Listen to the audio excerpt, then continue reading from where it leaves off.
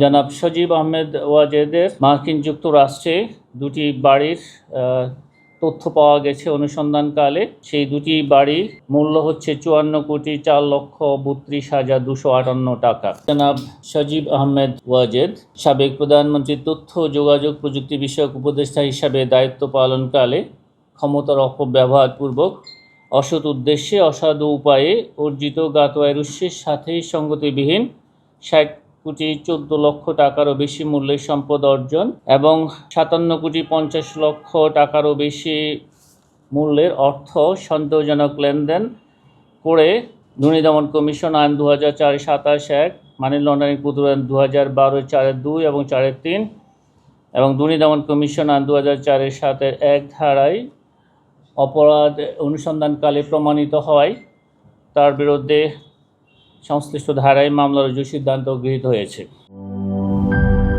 Colour expert, George sap এবং mild on hands technology সমৃদ্ধ Orix crystal wash আপনার laundry expert.